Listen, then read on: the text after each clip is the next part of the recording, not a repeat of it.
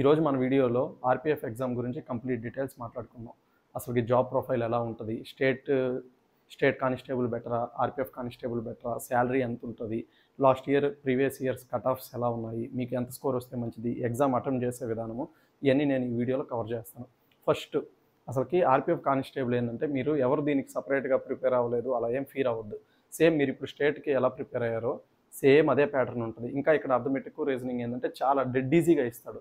ఎవరైతే ఫాస్ట్గా అటెంప్ట్ చేయగలుగుతారో వాళ్ళకి జాబ్ వస్తుంది అనమాట. జిఎస్ అర్థమెటిక్ రీజనింగ్ వచ్చి 70 మార్క్స్కి ఉంటుంది, జిఎస్ వచ్చి 50 మార్క్స్కి ఉంటుంది. ఎవరైతే అర్థమెటిక్ రీజనింగ్ ఎంత ఫాస్ట్గా చేసేసి జిఎస్లో ఇది జిఎస్ కీ రోల్ ప్లే చేస్తుంది అనమాట. మళ్ళీ దీంట్లో మీ కాంపిటీషన్ వచ్చేది ఎవరంటే బ్యాంకింగ్ యాస్పిరెంట్స్, వాళ్ళు అర్థమెటిక్ రీజనింగ్ ఫాస్ట్గా చేస్తారు. జిఎస్ మీరు వాళ్ళు ఈక్వలే. ఇంకా చెప్పాలంటే జిఎస్లో మీరే స్ట్రాంగ్గా ఉంటారు, చాలా డెప్త్గా చదువుతారు కాబట్టి మీకు అడ్వాంటేజే. కానీ దీంట్లో మీకు స్టేట్లో ప్రిపేర్ అయ్యే వాళ్ళకి అడ్వాంటేజ్ ఏంటంటే బ్యాంక్ వాళ్ళు ఎవరు రన్నింగ్లు చేయలేరు అనమాట. చేయలేరు మీన్ దీంట్లో ఏంది చాలా టఫ్గా ఉంటుంది. 545లో కొట్టాలి 1600. కాబట్టి మీకు ఆ కాంపిటీషన్ అంతా వాళ్ళందరూ మీ అంత హార్డ్గా చేసి ఉండరు. కాబట్టి మీకే అడ్వాంటేజ్. కాబట్టి ఎవరు ఎగ్జామ్ ఏముందలే రాసేది ఏముందలే, డబ్బులు వేస్ట్, ఆ ఛార్జీలు వేస్ట్ అలా అని చెప్పి మీరు ఇప్పుడే ఫిక్స్ అవ్వద్దు. వెళ్ళి ఎగ్జామ్ అన్నది మీరు అటెండ్ చేస్తే మంచిదనమాట. మన ఏపీలో ఈ కానిస్టేబుల్ ఎగ్జామ్ ఎప్పుడు జరుగుతుందో మనకు తెలియదు. కాబట్టి ప్రతి ఒక్కరూ ఎగ్జామ్కి కాన్ఫిడెంట్గా వెళ్ళి మీ బెస్ట్ ఇవ్వండి. మీరు మంచి ప్రిపరేషన్లో ఉంటే మాత్రం వెళ్ళి అటెంప్ట్ చేయండి. అస్సలు ఏం చదవకుండా పోయి అయితే డబ్బులు వేస్ట్ చేసుకోవద్దు. దాన్ని నేను రికమెండ్ చేయను. బాగా చదువున్నారు, ఆల్రెడీ మీకు మోడల్స్ టెస్ట్లో మంచి స్కోర్స్ వస్తున్నాయి, వెళ్ళి అటెంప్ట్ చేయండి. ఎగ్జామ్ ఫియర్ ఏం లేకుండా వెళ్ళి అటెంప్ట్ చేయండి, మంచిదన్నమాట. ఇంకా మన జాబ్ ప్రొఫైల్ చాలామంది ఏం క్వశ్చన్లు అడుగుతున్నారంటే అన్న ఏపీ కానిస్టేబుల్ బెటరా, ఆర్పిఎఫ్ బెటరా అంటారు. చూడండి, ఇప్పుడు మనకి ఏపీ కానిస్టేబుల్ ఏంటంటే మన లోకల్ పోస్టింగ్, మన ఇంటి దగ్గర ఉండి ఇక్కడ నుంచి వెళ్తూ ఉండొచ్చు. కానీ ఆర్పిఎఫ్ అనేది కొంచెం దూరం దగ్గర పోస్టింగ్ వస్తుంది, కొంచెం వేరే స్టేట్లో అలా రావచ్చు. కానీ అలా వచ్చినా ప్రాబ్లం లేదు. మీరు లేటర్గా మ్యూచువల్ ట్రాన్స్ఫర్స్ ఇలా పెట్టుకొని మీరు వచ్చేయచ్చు మన హోమ్ స్టేట్కి. కాకపోతే కంపేర్ టు నేనేమంటానంటే స్టేట్లో సివిల్ కానిస్టేబుల్ బెస్ట్ అంటాను. ఎందుకంటే మీకు ఇక్కడ ఒక పవర్ అనేది ఉంటుంది. ఆర్పిఎఫ్లో అంత పవర్ ఏముండదు, కానీ ఫ్యామిలీ లైఫ్ పేషెంట్స్గా అన్నీ మంచిగానే ఉంటుంది. కొంతమంది నాకు ఈ పవర్ పడలేదు, ఏం పడలేదు, నేను పేషెంట్స్గా హ్యాపీగా ఫ్రీగా బతికితే చాలు, మా ఫ్యామిలీకి దగ్గరగా ఉంటాను, నాకు ఎలాంటి ప్రెజర్ అవసరం లేదంటే ఆర్పిఎఫ్ చూస్ చేసుకోవచ్చు.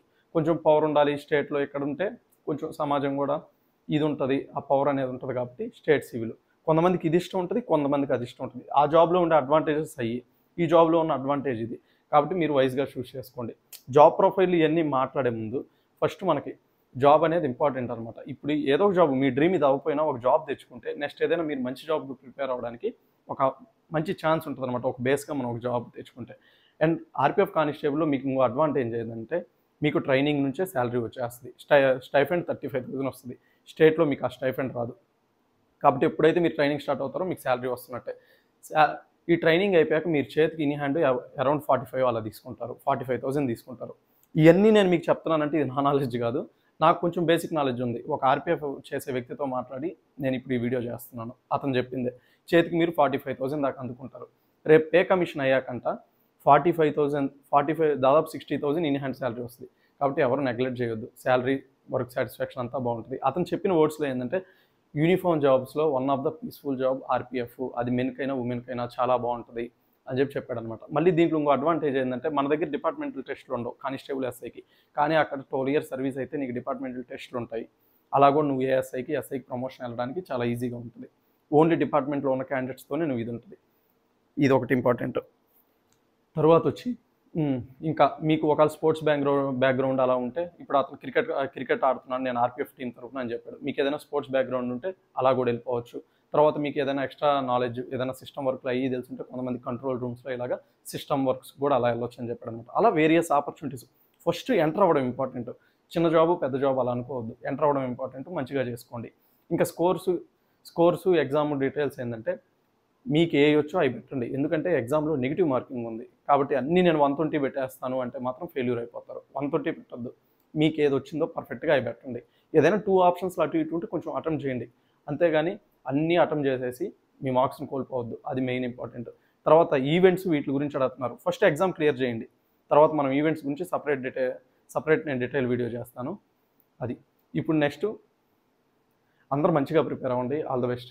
ఏ ఆపర్చునిటీని లైఫ్లో నెగ్లెక్ట్ చేయొద్దు. వన్స్ ఇది కానీ నెగ్లెక్ట్ అయితే మళ్ళీ ఈ నోటిఫికేషన్ రావడానికి దాదాపు మీరు 4 years వెయిట్ చేయాలి.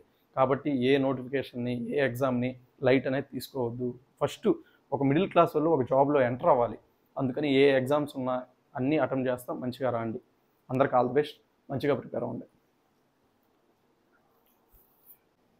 ఇంకా ఆర్పిఎఫ్ శాలరీ పరంగా వచ్చేలకే చూడండి, అక్కడ మన బేసిక్ పే ఇవన్నీ కూడితే 25,000, అదొక 13,000, 38, 40, 42, ఇది ఒక 3, 45, 49. సో మీకు ఇన్ హ్యాండ్ శాలరీ ఒక 45,000 నుంచి 50,000 శాలరీ వస్తుంది. కాబట్టి మంచి శాలరీ అనమాట. దీంట్లో 50+. కొన్ని దగ్గరలో ఏమవుతుందంటే అలవెన్సెస్ వీటి వల్ల కొన్ని స్టేట్స్లో కానీ వాటి దగ్గర కొంచెం ఎక్కువ శాలరీ, తక్కువ శాలరీలు అలా ఉంటాయి అనమాట. అరౌండ్ ప్రతి ఒక్కరికి మీ జాబ్స్ స్టార్టింగ్ అవ్వగానే 45 to 50 అందుకుంటారనమాట. దీంట్లో మంచిగా మీకు జాబ్ సాటిస్ఫాక్షన్ ఉంటుంది, మనీ కూడా ఎర్న్ చేస్తారు. స్టేట్లో ఏంటంటే మీకు ట్రైనింగ్లో శాలరీ రాదు, కానీ దీంట్లో ట్రైనింగ్ నుంచే మీకు స్టార్ట్ అయిపోద్ది అనమాట. 35,000 అలా వస్తుంది చేతికి. కాబట్టి one of the best opportunity. ఎవరు నెగ్లెక్ట్ చేయకుండా మంచిగా రాయండి ఎగ్జామ్.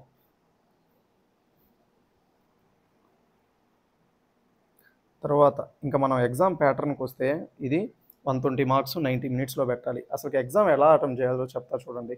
ఫస్ట్ 3 పార్ట్స్ ఉంటాయి కదా, మీ కంప్యూటర్లో విడివిడిగా డిస్ప్లే ఇస్తారు. మీ చేతికి ఒక పెన్ ఇస్తారు, తర్వాత పేపర్ ఇస్తారు, దాంట్లో రఫ్ చేసుకోండి.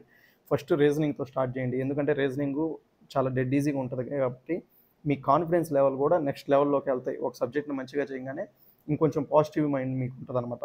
కాబట్టి మిగతా సబ్జెక్ట్స్ మీరు మంచిగా అటెంప్ట్ చేయగలుగుతారు. తర్వాత రీజనింగ్ అయిపోయాక మీ స్ట్రాంగ్ సబ్జెక్ట్ని బట్టి జనరల్ స్టడీస్కి వెళ్ళిపోవడం బెటర్. ఎందుకంటే జనరల్ స్టడీస్ లాస్ట్లో టెన్షన్ అయిపోయి రచ్చలు చేయకుండా ఒక 5 to 10 మినిట్సే కదా, అది చూసేసి ఏ క్వశ్చన్లు అయితే వస్తాయో ఒక 10 మినిట్స్ సరిపోద్ది అనుకుంటున్నాను నేను 50 క్వశ్చన్స్. ఎందుకంటే దాంట్లో పెద్ద టైం వేస్ట్ ఉండదు. వస్తే పెడతావు, లేకపోతే లేదు. అలా 10 మినిట్స్ రీజనింగ్ దీనికి జనరల్ స్టడీస్కి వెళ్ళిపోయి అది పెట్టేసుకొని అర్థమెటిక్ వచ్చేసి క్లియర్గా చూసుకుంటా చేసేయండి. ఇది స్కోరింగ్ చాలా ఈజీగా వస్తుంది. మీకు మన కానిస్టేబుల్ అడిగినట్టు అంత డెప్త్ కూడా అడగరు. అర్థమెటిక్ రీజనింగ్ చాలా ఈజీగా ఉంటుంది. మీకు దీంట్లో కాంపిటీషన్ ఎవరైనా ఉన్నారంటే బ్యాంకింగ్ యాస్పిరెంట్సే. కాకపోతే వాళ్ళకి మీకు తేడా ఏంటంటే రన్నింగ్ విషయంలో తేడా వస్తుంది. అందరూ ఈవెంట్స్ క్వాలిఫై అవ్వలేరు దీంట్లో. కాబట్టి మీకు ఇది అడ్వాంటేజ్ లాగే ఫీల్ అవ్వండి. అందుకని అందరూ మంచిగా ప్రిపేర్ అయ్యి మీ బెస్ట్ ప్రజెంటేషన్ ఇవ్వండి.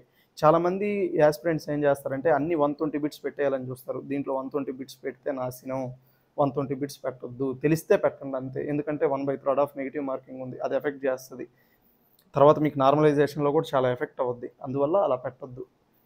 ఇంకా పక్కన కట్ ఆఫ్లు ఇచ్చున్నాను కదా, అవి ఒక జస్ట్ మీ ఐడియాకే చూడండి, అది కూడా ఇంపార్టెంట్. తర్వాత ఇంకోటి ఏంటంటే దీంట్లో మీకు సేఫ్ స్కోర్స్ మెన్కి నేను ఎంత అంటానంటే 90+ కానీ తెచ్చుకోగలిగితే మీకు పక్కా జాబ్ వచ్చేసినట్టే. ఉమెన్కి 60 above 70 above అలా తెచ్చుకోండి మంచి స్కోర్లు.